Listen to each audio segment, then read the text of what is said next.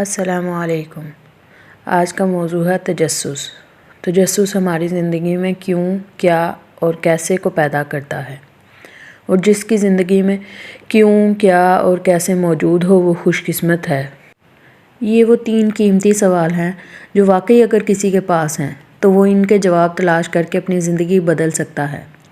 یاد رکھیں، دنیا کے اندر بڑی سے بڑی تبدیلی کسی انسان کے تجسس کی وجہ سے اور اس کے ذہن میں پیدا ہونے والے سوالات کی وجہ سے آئی ہے۔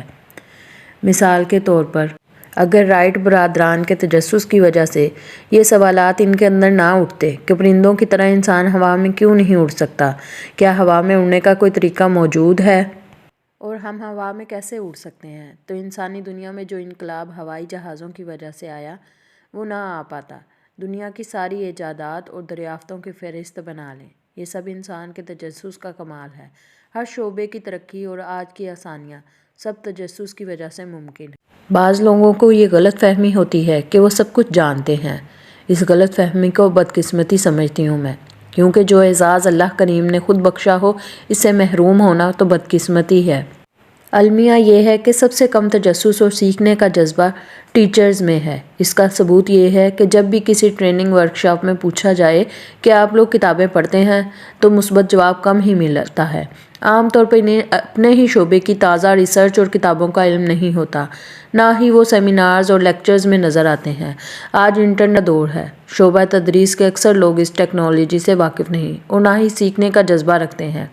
اس کا نتیجہ یہ ہے کہ آج کا طالب علم چھوٹا ہونے کے باوجود سیکھنے کا شوق اور جذبہ بھی رکھتا ہے، لیکن اساتذہ کی اس کی پیاس بجھانے کا ذریعہ نہیں بنتے اور وہ محروم ہی رہ جاتا ہے۔ تجسس کی خوبی کا ایک بہت خوبصورت پہلو یہ ہے کہ ہم سب کا مزاج جدا جدا ہے اور ہم سب میں سیکھنے اور جاننے کا شوق بھی الگ الگ شعبے کا ہے۔ یہ شوق قدرت نے ہمیں عطا کیا ہے تاکہ ہم اپنی زندگی میں درست پیشے اور کیریئر کا انتخاب کر سکیں۔ قدرت نے جس شعبے میں آپ کو ترقی دینا ہوتی ہے، اس فیلڈ کی انفارمیشن آپ کے پاس زیادہ ہونے لگتی ہے، کیونکہ آپ کے پاس اس شعبے کا تجسس اور شوق موجود ہوتا ہے۔ لوگ اپنے تجسس کو دریافت نہیں کرتے اور ساری زندگی غلط پیشے اور کام کا بوجھ اٹھائے پھرتے ہیں۔ کامیابی کسی خاص پیشے میں نہیں ہوتی، کامیابی دراصل آپ کے اس پیشے کے ساتھ لگاؤ میں چھپی ہوتی ہے۔ اس لیے ایک ناکام ڈاکٹر بننے سے بہتر ہے کہ آپ ایک کامیاب ٹیچر بن جائیں۔ تجسس علم بڑھانے کا ذریعہ بنتا ہے اور علم آپ کی شخصیت میں اعتماد پیدا کرتا ہے۔ اس لیے کبھی اپنے تجسس کو ٹھنڈا نہ ہونے دیجیے۔ لا علمی کا احساس اور سیکھنے کا مزاج آپ کو ہمیشہ علم کا طالب بنائے رکھتا ہے، اور طالب علم کے قلم کی سیاہی کو شہید کے خون سے افضل قرار دیا گیا ہے۔ علم آپ کی زندگی میں روشنی کا سبب بنتا ہے۔ علم والا خود کا علم بھی رکھتا ہے، اس لیے خود کو بہتر بنانے کو بھی جہاد قرار دیا گیا ہے۔ اشفاق احمد صاحب اپنے مشہور پروگرام زاویہ میں فرماتے تھے کہ کبھی بھی اپنے اندر کا بچہ نہ مرنے دینا، یہ اندر کا بچہ تمہیں سیکھنے پر اکساتا ہے۔ آپ نوٹ کیجئے، سیکھنے اور جاننے کی صلاحیت بڑوں سے زیادہ چھوٹے بچوں میں موجود ہوتی ہے، لیکن ان کو یہ علم نہیں ہوتا کہ کیا جاننا ہے اور کیا نہیں جاننا۔ جبکہ ہمیں اچھائی اور برائی کا علم تو ہو جاتا ہے، لیکن ہم سیکھنے کے جذبے کو گنوا دیتے ہیں اور اس طرح ہمارے ترقی کرنے کے سارے مسل فریز ہو جاتے ہیں۔ یاد رکھیں، پتھروں، دریاؤں اور پہاڑوں کی تقدیریں نہیں بدلتی، کیونکہ وہ نہیں بدلتی۔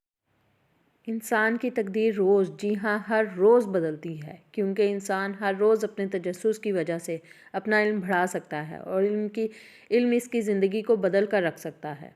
ذرا سوچئے، اس دنیا میں کتنے سیب درختوں سے زمین پر گرتے رہے ہوں گے، لیکن جب نیوٹن نے درخت سے سیب گرتے دیکھا تو اس کے تجسس نے اسے یہ سوال کرنے پر مجبور کر دیا کہ آخر سیب کو نیچے کھینچنے والی طاقت کون سی ہے۔